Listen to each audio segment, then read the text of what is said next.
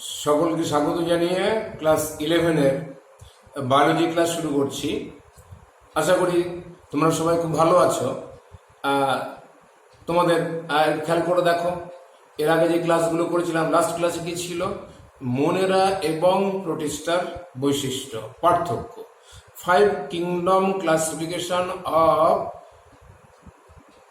Scientist Whitaker.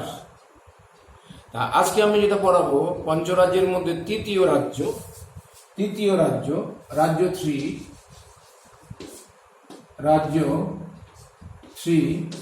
3 নম্বর রাজ্য কি ছিল? প্রথমে মোনেরা ছিল, তারপর প্রোটিস্টা ছিল, ফাঙ্গি বা ফাঞ্জাই, বাংলায় বলে থাকি আমরা, খুব কমন নাম ছত্রাক, ফাঙ্গি বা ছত্রাক। এই ফাঙ্গি বা ছত্রাক। তারপরে রাজ্য হচ্ছে 4 প্লান্টি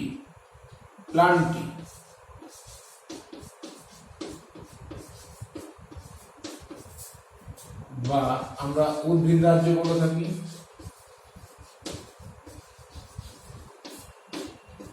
আর রাজ্য 5 হচ্ছে অ্যানিম্যালিয়া,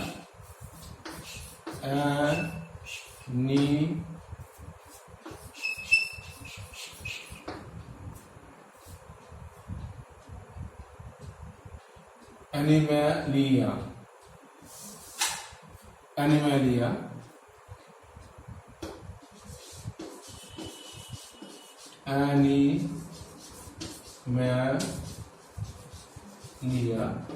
বা প্রাণী রাজ্য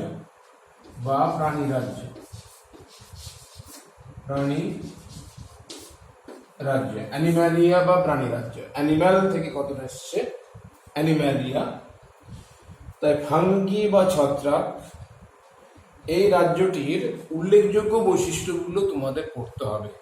এদের যে বিভিন্ন ক্লাসিফিকেশন রয়েছে, ক্লাসিফিকেশনটা নর্মালি না পড়লেও চলবে, ক্লাসিফিকেশন থেকে প্রশ্ন আসে না। মানে ফাঙ্গির যে ক্লাসিফিকেশন, তার মধ্যে আমরা কয়েকটা ভাগ দেখতে পাই। যেমন প্রথম ভাগটা হচ্ছে ফাইকোমাইসিটিস, তারপরটা হচ্ছে অ্যাসকোমাইসিটিস, তারপরটা হচ্ছে বেসিডিওমাইসিটিস। এরকম কতগুলো ভাগ আছে। তা এই ভাগগুলো কিন্তু তোমাদের না পড়লেও চলবে, অনেক লেখকের বইতে থাকে। ক্লাসিফিকেশন অফ ফাঞ্জাই বা ফাঞ্জি, অ্যাকচুয়ালি এখান থেকে কোনো প্রশ্ন আমি আজ অব্দি আসতে দেখিনি সব লেখকের বইতে, কিন্তু এগুলো লেখা থাকে। তোমরা ফাঙ্গির স্যালিয়েন্ট ফিচার বা মুখ্য বৈশিষ্ট্যগুলো মাথায় রাখবে, এবং এদের মধ্যে 2টো করে উপকারী ছত্রাক এবং 2টো করে অপকারী ছত্রাকের মানে সায়েন্টিফিক নেম এবং তাদের উপকারটা মাথায় রাখবে। 2টি উপকারী ছত্রাকের নাম এবং তাদের উপকার, 2টো অপকারী ছত্রাকের নাম এবং তাদের অপকার। এই জানলে আমার মনে হয় যে কোনো রকমের কোনো প্রবলেম হবে না। তোমরা 2013-তে তোমাদের নিউ সিলেবাস, এটা 2020, এই যে 2013-র পর থেকে যতগুলো 11 থেকে 12-এ উঠতে গিয়ে অ্যানুয়াল এক্সামিনেশন হয়েছে, উচ্চ মাধ্যমিক মানে কাউন্সিলের প্রশ্নতে তোমরা খেয়াল করে দেখবে যে মানে ছত্রাকের যে বিভিন্ন বিভাগগুলো রয়েছে, জাইগোমাইসিটিস, অ্যাসকোমাইসিটিস, ফাইকোমাইসিটিস, বেসিডিওমাইসিটিস, এই যে ভাগগুলো রয়েছে, এই ভাগগুলো থেকে কোনো রকমের কোনো বৈশিষ্ট্য আসে না। ইন জেনারেল ছত্রাকের বৈশিষ্ট্য আসে। সেই জন্য আমি ছত্রাকের বৈশিষ্ট্যটাই পড়াবো এবং উদাহরণগুলোও দেবো। ফাঙ্গি বা ছত্রাক, এদের বৈশিষ্ট্য জানতে হবে। ফাঙ্গি বা ছত্রাকের বৈশিষ্ট্য, এদের দেহ দিয়ে একটা বৈশিষ্ট্য মাথায় রেখে যেতে পারে। দেহ, এরা ইউনিসেলুলার হতে পারে, এককোষী হতে পারে অথবা বহুকোষী হতে পারে। এরা এককোষী হতে পারে অথবা বহুকোষী হতে পারে। যেমন ইস্ট, এককোষী ছত্রাক। এদের দেহ একটি মাত্র কোষ দিয়ে তৈরি। আবার সিনচিট্রিয়াম বলে একটা ছত্রাক আছে, সিনচিট্রিয়াম নাম শুনুনি, এটা খুব আনকমন, এক কোষী ছত্রাক। এই ইস্টটা হচ্ছে উপকারী ছত্রাক, আর সিনচিট্রিয়াম এটা একটা অপকারী ছত্রাক। তা এই যে বহুকোষী হতে পারে, যেমন পেনিসিলিয়াম নোটেটাম নাম শুনেছ, ব্যাঙের ছাতায় অ্যাগারিকাস, অনেকগুলো এর ভ্যারাইটি বা প্রজাতি রয়েছে। হ্যাঁ, তারপরে তোমরা মিউকর নাম শুনেছ, রাইজোপাস নাম শুনেছ, এরা সবাই বহুকোষী। এই বহুকোষী ছত্রাকের দেহ অসংখ্য সরু সরু সুতোর মতো অংশ দিয়ে তৈরি, সরু সরু সুতোর মতো অংশ দিয়ে তৈরি। এই সরু সরু সুতোর মতো অংশগুলোকে আমরা বলি হাইফা, হাইফা। আর এই জট পাকানো সুতোগুলোকে একসাথে বলা হয় মাইসেলিয়াম। জট পাকানো সুতোগুলোকে একসঙ্গে বলা হয় মাইসেলিয়াম। পরীক্ষায় খুব আসে হাইফা, ফাঁকার হস্যই ফাঁকার, এবং মাইসেলিয়াম বলতে কি বোঝো, এরকম ধরনের প্রশ্ন আসে। বিশেষ করে হাইফা কি পরীক্ষায় খুব আসে, মাইসেলিয়াম কি আসে।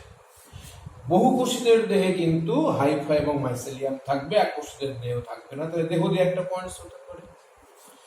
2 নম্বর, কোষের প্রকৃতি।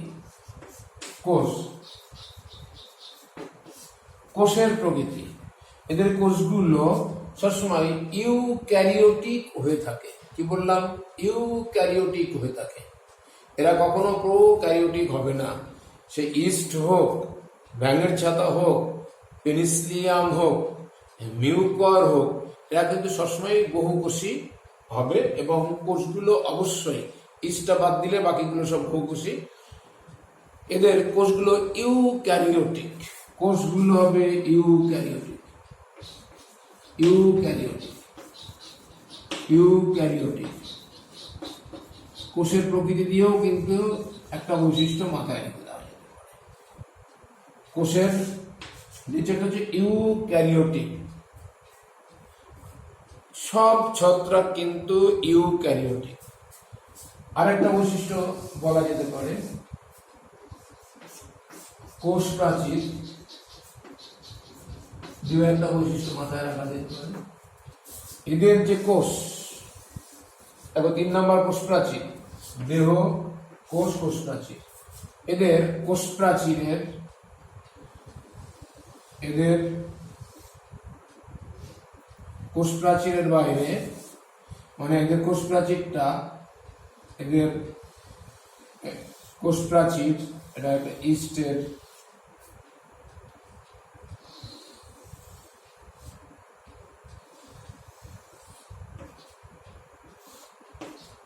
ছবি, এমনভাবে আঁকা যেতে পারে। এখানেও একটা এরকম অংশ দেখানো যেতে পারে। এগুলোকে কোরক বলা হয়, বা বাট বা মুকুল বলে। নিউক্লিয়াস, সাইটোপ্লাজম, তারপরে এখানে একটা ভ্যাকুল মতো থাকে, ইস্ট। এদের কোষ প্রাচীর ছত্রাক সেলুলোজ বা কাইটিন নির্মিত, খুব উল্লেখযোগ্য বৈশিষ্ট্য। কাইটিন নির্মিত, কাইটিন নির্মিত, কাইটিন নির্মিত বা কাইটিন দ্বারা গঠিত কোষ প্রাচীর কাইটিন নির্মিত বা ছত্রাক সেলুলোজ দিয়ে তৈরি হয়। ছত্রাক সেলুলোজ, ফাঙ্গাল সেলুলোজ বলা হয়। খুব উল্লেখযোগ্য বৈশিষ্ট্য। ছত্রাকের কোষ প্রাচীর কি দ্বারা গঠিত, এমন এমসিকিউ একটা প্রশ্ন আসে, অথবা ভেরি শর্ট টাইপের যে কোশ্চেন হয়, সেখানে কিন্তু একটা প্রশ্ন আসে যে ছত্রাক জাতীয় জীবের কোষ প্রাচীর কি দিয়ে তৈরি, ফাঙ্গাল সেলুলোজ বা কাইটিন দিয়ে তৈরি হয়। সঞ্চিত খাদ্য দিয়েও একটা হতে পারে, সঞ্চিত খাদ্য। এদের সঞ্চিত খাদ্য গ্লাইকোজেন, সঞ্চিত খাদ্য গ্লাইকোজেন। প্রধানত গ্লাইকোজেন,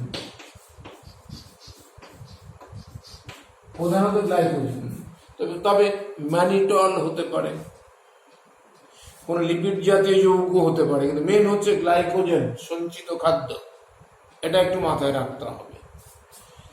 এছাড়াও ছত্রাকের আরো উল্লেখযোগ্য বৈশিষ্ট্য আছে, এদের যে হাইফাগুলো থাকে সে হাইফাগুলো প্রস্থপ্রাচীর বিহীন হতে পারে অথবা প্রস্থপ্রাচীর যুক্ত হতে পারে। এদের যে হাইফা, এটা একটা হাইফা, এটা প্রস্থপ্রাচীর যুক্ত, হতে পারে অথবা প্রস্থপ্রাচীর বিহীন হতে পারে। দেখো আমি এখানে পার্টিশন দেখিয়েছি, আবার এখানে আরেকটা দেখাচ্ছি। দেখো এর মধ্যে নিউক্লিয়াস আছে 1 2 3 4 5 6টা দেখিলাম, 1 2 3 4 5, এটা 1 2 3 4 5, 1 2 3 4 5, আমি 5টা করে দেখিয়েছি। দেখো এর মধ্যে কোনো জায়গায় আমি পার্টিশন দেখাইনি, সেপ্টেশন দেখাইনি, প্রস্থপ্রাচীর দেখাইনি। এখানে কিন্তু আমি প্রস্থপ্রাচীর দেখিয়েছি, প্রস্থপ্রাচীর।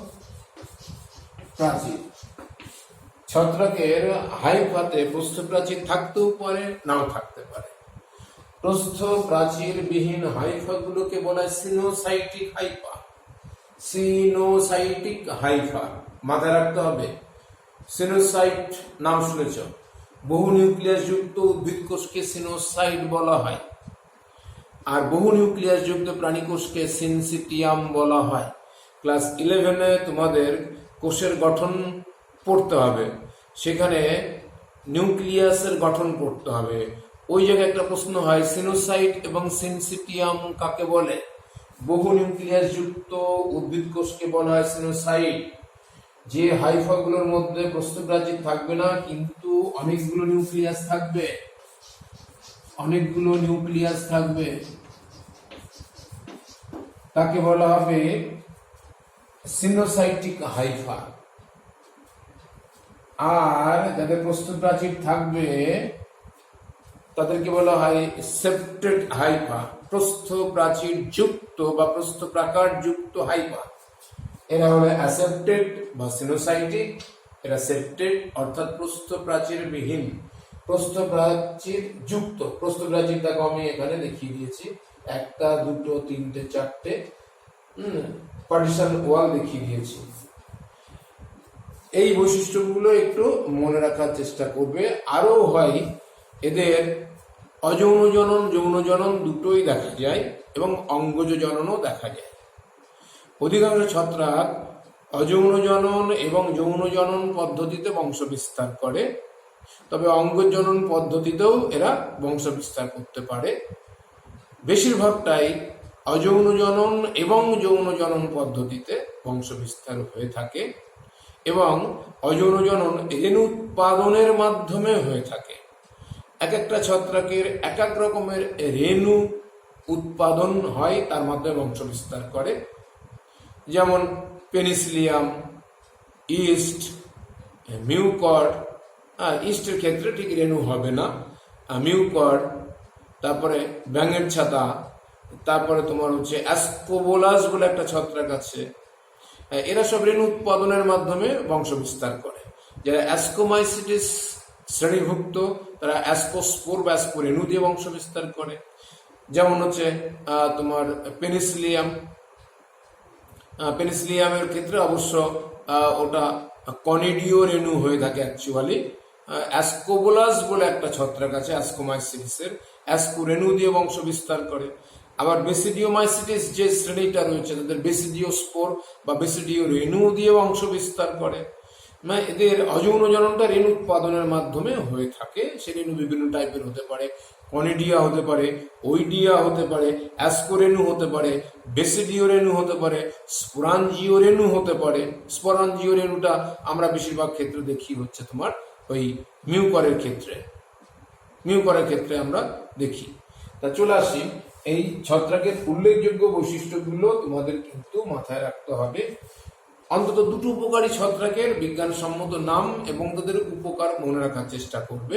পেনিসিলিয়াম নোটেটাম নামটা শুনেছো, পেনিসিলিন নামক অ্যান্টিবায়োটিক তৈরি হয় যা আমরা ব্রঙ্কাইটিস অথবা কাটা ছেঁড়া ঘা ফোড়া ইত্যাদিতে ব্যবহার করে থাকি। পেনিসিলিয়াম নোটেটাম থেকে পেনিসিলিন অ্যান্টিবায়োটিক থাকে। এটা আবার হাঁপানি রোগের চিকিৎসায় বা শ্বাসকষ্ট হলে, সর্দি জমে গেলে সেগুলোতে ব্যবহার করা হয় পেনিসিলিয়াম নোটেটামের থেকে পাওয়া পেনিসিলিন অ্যান্টিবায়োটিক। আবার মাশরুম বলে একটা ছত্রাক আছে, ব্যাঙের ছাতা আমরা যাকে বলে থাকি, খাদ্য হিসেবে ব্যবহার করা হয়। এডিবিল ছত্রাক, এডিবিল খাদ্যযোগ্য ছত্রাক। এই দুটো আরো উপকারী আছে, এই দুটো খুব কমন, যে মাশরুম বা অ্যাগারিকাস প্রজাতির, অ্যাগারিকাস গণভুক্ত, অ্যাগারিকাস ক্যাম্পেস্ট্রিস হতে পারে, অ্যাগারিকাস ভায়োস্পোরাস হতে পারে, পেনিসিলিয়াম নোটেটাম হতে পারে, পেনিসিলিয়াম ক্রাইসোজেনাম বলে একটা প্রজাতি আছে, পেনিসিলিয়াম ভেনেজুয়েলি বলে একটা প্রজাতি আছে। এগুলো সব উপকারী ছত্রাক, এদের একটু মাথায় রাখতে হবে নাম। এছাড়া অপকারীর মধ্যে দুটো আমি একটু আগে বলেছি, মাথায় রাখার চেষ্টা করবে। যেমন একটা হচ্ছে ফাইটোপথরা ইনফেস্ট্যান্স। ফাইটোপথরা ইনফেস্ট্যান্স আলু গাছের নাবি ধসা রোগ তৈরি করে। এই ধসা রোগটা হচ্ছে, যদি আলু যখন চাষ করা হয়, প্রায় আলু উঠবে বলে মনে হচ্ছে, তখন যদি নাবি ধসা রোগ হয় তাহলে আলু গাছগুলো মারা যায় এবং আলুগুলো নষ্ট হয়ে যায়। Late blight of potato, late blight of potato. এছাড়া অ্যাসপারজিলাস বলে এক ধরনের ছত্রাক আছে, এটা খুব ক্ষতিকর। অ্যাসপারজিলাস এটা ক্ষতিকর একদিকে, এর থেকে যে রেণুগুলো অ্যালার্জি তৈরি হয়। আফলাটক্সিন বলে একটা বিষাক্ত পদার্থ ক্ষরণ করে, খাদ্য নষ্ট করতে এরা সাহায্য করে। পাক্সিনিয়া গ্রামিনিস বলে একটা ছত্রাক আছে, গম গাছের মরিচা রোগ তৈরি করে, গমের ফলন কমে যায়। এগুলো অপকারী ছত্রাকের উদাহরণ। দেখো, আমি 3টে অপকারী ছত্রাকের নাম দিলাম। আলুর নাভি ধসা রোগ তৈরি করে এমন একটা ছত্রাক বললাম, ফাইটোপথরা ইনফেস্ট্যান্স। গম গাছের কাণ্ড এবং পাতাতে মরিচা রোগ তৈরি করে, গমের ফলন বন্ধ হয়ে যায়, গম গাছ অকালে মারা যায়, তার গমের দানাতে ঠিকমতো শ্বাস তৈরি হয় না। পাক্সিনিয়া গ্রামিনিস ট্রিটিসি, শুধু পাক্সিনিয়া গ্রামিনিস লিখলেও নম্বর পাবে। এছাড়া অ্যাসপারজিলাস নাইজার, অ্যাসপারজিলাস ফ্লাভাস, এই ধরনের ছত্রাকও রয়েছে। এরা খাদ্য নষ্ট করতে সাহায্য করে। এরা আবার অ্যালার্জি তৈরিতে, হাঁপানি তৈরিতেও অংশ নিয়ে থাকে। এগুলো অপকারী ছত্রাক। এই ছত্রাকের উল্লেখযোগ্য বৈশিষ্ট্য এবং ছত্রাকের মধ্যে উপকারী ছত্রাকের নাম এবং তাদের উপকার, অপকারী ছত্রাকের নাম, তাদের অপকার, এগুলো জানতে হবে। এবং ছত্রাক কাকে বলে সেটা একটু মাথায় রাখার চেষ্টা করবে। ক্লোরোফিল বিহীন যে সমস্ত জীবেরা নিজ দেহে খাদ্য উৎপাদনে অক্ষম এবং দেহটা থ্যালোফাইটার মতন, অর্থাৎ সমাঙ্গদেহী, মূল কাণ্ড পাতাতে বিভক্ত নয়, যাদের সঞ্চিত খাদ্য বেশিরভাগ ক্ষেত্রে গ্লাইকোজেন এবং কোষপ্রাচীর, কাইটিন বা সেলুলোজ দ্বারা গঠিত এবং ইউক্যারিওটিক কোষযুক্ত, তাদেরকেই বলা হবে ছত্রাক বা ফাঙ্গি। এক বচনে বলা হয় ফাঙ্গাস, বহু বচনে বলা হয় ফাঙ্গি। তাহলে 5টা রাজ্যের মধ্যে মনেরা আমি পড়িয়েছিলাম, প্রোটিস্টাটা পড়িয়েছি, আজকে ফাঙ্গি পড়ালাম। তোমরা এই 3টে রাজ্য খুব ভালো করে পড়ো। নেক্সট দিন প্লান্টি বা উদ্ভিদ রাজ্য শুরু করব। উদ্ভিদ রাজ্যের কিন্তু অনেক বিভাগগুলো রয়েছে, সেই ভাগগুলো পড়তে হবে, সেখান থেকে প্রশ্ন আসছে। উদ্ভিদ জগৎটা খুব বিস্তারিতভাবে পড়তে হবে, কারণ উদ্ভিদ জগৎ থেকে বিভিন্নভাবে প্রশ্ন দেয়। কোন কোন ধরনের প্রশ্ন দেয় এবং কোন কোন অংশগুলো তোমাদের পড়তে হবে, আমি পরের দিনে যে 11-এর ক্লাসটা করাবো সেখানে আলোচনা করব। সবাই খুব ভালো থাকবে এবং পুষ্টিকর খাবার দাবার খাবে। আর আমি যে তোমাদের পড়াচ্ছি, ক্লাসগুলো করাচ্ছি, এগুলো একটু শেয়ার করবে, এটা সাবস্ক্রাইব করে নেবে, যে সমস্ত পরিচিত বন্ধুরা আছে তাদেরকে একটু দেবে, আমার মনে হয় তাদের কিছুটা উপকারে আসবে। 11-12 যে বায়োলজি, সেই বায়োলজির কোন অংশটা পড়তে হবে তোমাদের, সেইটা অনেকে খুঁজে পায় না, দিশেহারা হয়ে যায়। এত বড় সিলেবাস, এমনভাবে বইগুলো সব লেখা হচ্ছে, ওদের মধ্যে দেখা যায় যে আমরা যদি বাজারে যে মোটা মোটা, যার দাম 600 থেকে 800 টাকার মধ্যে বইগুলো যদি ঘেটে দেখি, ওর মধ্যে অন্তত 30 থেকে 40% আউট অফ সিলেবাস। এবার ওখান থেকে মানে সেগ্রিগেট করে কোন অংশটুকু পড়তে হবে, এটা কিন্তু 11-12 বেশ কঠিন। এই জন্য ক্লাসগুলো করা উচিত তোমাদের পক্ষ থেকে। এবং আমরা শিক্ষক মশাইরা যে সমস্ত পড়াচ্ছি সেগুলো তোমাদের একটু মনোযোগ দিয়ে শোনা, সেগুলো খাতাতে নোটস করে নিয়ে ভালো করে সে অংশগুলো খুঁটিয়ে খুঁটিয়ে পড়া, তাহলে দেখবে 11 থেকে 12 উঠতে গিয়ে কোনো প্রবলেম হচ্ছে না, সব প্রশ্ন কমন পাচ্ছ, এমনকি পরবর্তীকালে যে কোনো কম্পিটিটিভ পরীক্ষাতে যাচ্ছ এর থেকেই আসবে। আমার অভিজ্ঞতা তাই বলছে, অহেতুক মানে বিভ্রান্ত হওয়ার কারণ নেই। আজ এখানে শেষ করছি।